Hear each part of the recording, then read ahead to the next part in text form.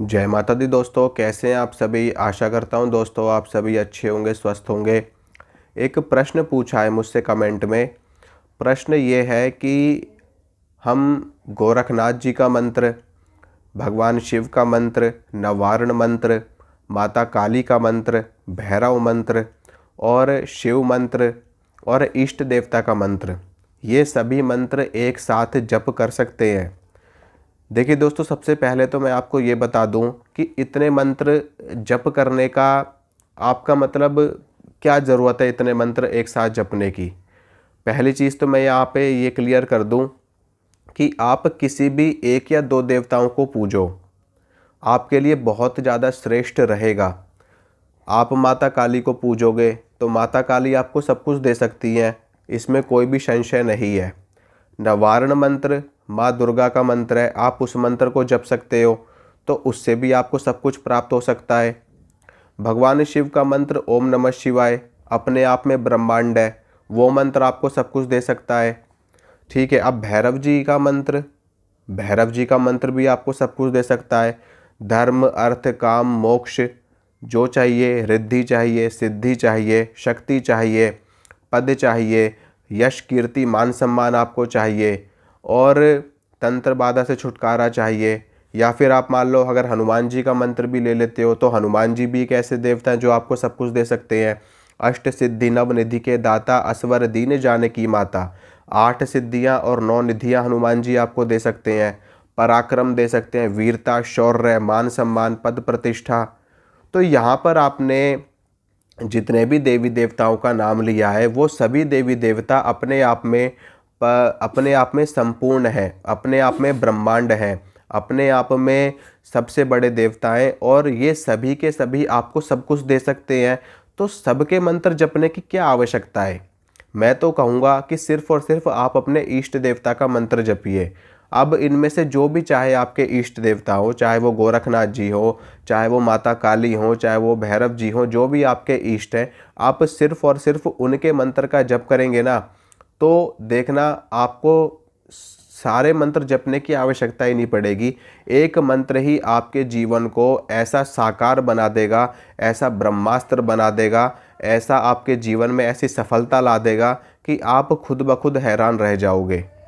आपको मेरी बात पे विश्वास नहीं है तो आप करके देखिए।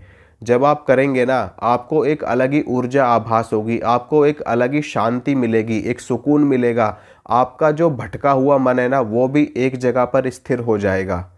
गुरु गोरखनाथ जी जो कि शिव अवतारी हैं, उनकी सेवा कर लो, सब कुछ मिल जाएगा। गुरु गोरखनाथ जी आपको क्या नहीं दे सकते। उन्होंने तो बड़ी बड़ी शक्तियों को अपने आगे झुका दिया था, तो उनकी सेवा कर लो। उनकी सेवा से आपको क्या नहीं मिल सकता, सब कुछ मिल सकता है। तो सबके मंत्रों को जप करने की कोई आवश्यकता नहीं है। एक साधे सब सधे, सब साधे सब जाए। आप सबके पीछे भागोगे। मैं आपको बताता हूँ कि आप देखिए जप करने में कोई समस्या नहीं है, आप सबके मंत्र का जप कर सकते हो एक एक माला। अब आप गोरखनाथ जी का भी मंत्र करोगे एक माला, माता काली का एक माला करोगे, शिव जी का एक माला करोगे, हनुमान जी का एक माला करोगे, आप सबकी एक एक माला करोगे तो आपके जो मन का भाव है ना वो बिखर जाएगा। समझ रहे हो। आपके मन का जो भाव है, जो आपकी एकाग्रता है, जो अपने इष्ट के प्रति आपके मन में सम्मान है और जो भाव आपने एक जगाया अपने अंदर से कि हाँ मुझे अपने इष्ट की सेवा करनी है, वो सेवा का जो भाव वो बट जाएगा, वो बिखर जाएगा। और जब आपके मन का भाव बिखर जाएगा तो आपको सफलता नहीं मिलेगी। मंत्र जपने से आपको कोई नुकसान तो नहीं होगा लेकिन उसका लाभ ही नहीं मिलेगा आपको कुछ फ़ायदा ही नहीं मिलेगा उस चीज़ का। क्योंकि फ़ायदा हमें वहीं से मिलता है जहाँ पर हमारी एकाग्रता होती, जहाँ पर हमारा फोकस होता है। हनुमान जी को भी पूज रहे हो, शिव जी को भी पूज रहे हो, माता काली को भी पूज रहे हो, सभी देवी देवताओं को पूज रहे हो, तो सभी को लगेगा कि चल ये तो सबको ही पूज रहा है, वो शक्ति इसका काम कर देगी, वो शक्ति इसका काम कर देगी, वो शक्ति इसका काम कर देगी। तो ये चीज़ क्या ज़रूरत है करने की। आप खुद ब खुद कन्फ्यूज़ हो जाओगे एक टाइम के बाद में कि यार मैं कर क्या रहा हूँ, मैं गलत कर रहा हूँ और मुझे ऐसा नहीं करना चाहिए, और आपको लाभ भी नहीं मिलेगा इस चीज़ से। तो एक देवता पकड़ लो, एक मंत्र पकड़ लो और एक साधे सब सधे, सब साधे सब जाए। एक को भी अगर आपने सिद्ध कर लिया, एक के भी मंत्र जब आपने कर लिया ना तो बाकी सभी देवता खुद आएंगे आपके पास में, ये मेरी गारंटी है आपको। ठीक है, ये मेरी गारंटी है। अगर आपने एक भी देवता की सिद्धि प्राप्त कर ली ना सही से, तो सभी देवता उसी में ही हैं। सभी देवी देवता एक ही महाशक्ति के ही स्वरूप हैं अलग अलग।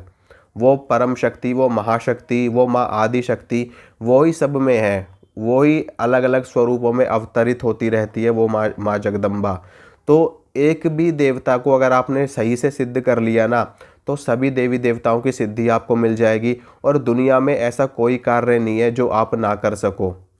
ऐसा नहीं है कि आप अगर हनुमान जी को पूजोगे तो आप किसी का वशीकरण नहीं कर सकते, या आप किसी का मारण नहीं कर सकते, या आप किसी का, चलो भूत प्रेत तो हनुमान जी के भगत काटते हैं, ठीक है, लेकिन आप किसी का काम नहीं बना सकते, ऐसा नहीं है। आप वशीकरण भी कर सकते हो, आप हनुमान जी से किसी का वशीकरण भी करवा सकते हो, आप किसी का मारण भी करवा सकते हो हनुमान जी से, आप भूत प्रेत को भी उतार सकते हो, भूत प्रेत को भी काट सकते हो, आप बड़ी से बड़ी शक्ति भी रोक सकते हो हनुमान जी की सहायता से, हनुमान जी की मदद से। तो हर देवी और हर देवता अपने आप में परिपूर्ण है, अपने आप में परिपक्व है और सब कुछ करने में सक्षम है। माता काली सब कुछ करने में सक्षम है, माँ दुर्गा सब कुछ करने में सक्षम है।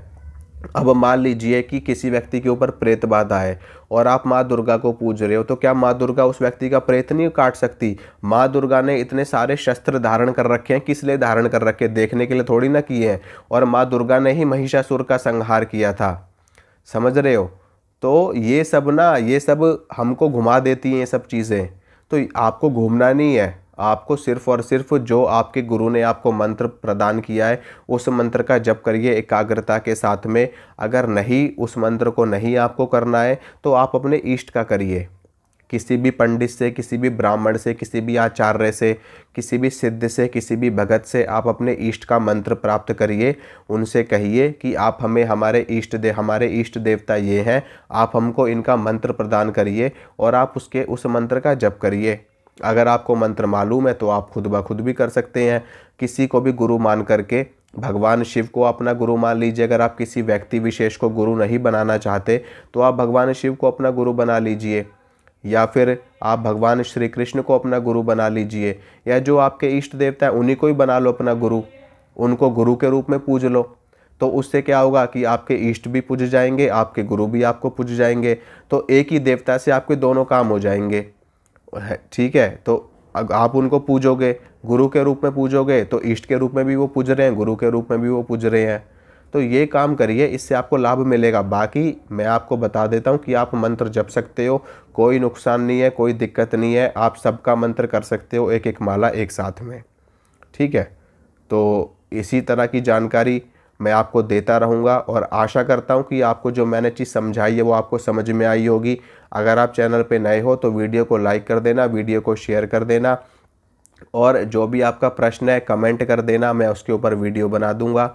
मिलूंगा आप सभी से अगली वीडियो में। तब तक के लिए माता रानी आप सभी का कल्याण करे, आप सभी का मंगल करे, और आप सभी लोग अपना ख्याल रखना, ध्यान रखना। जय माता रानी की।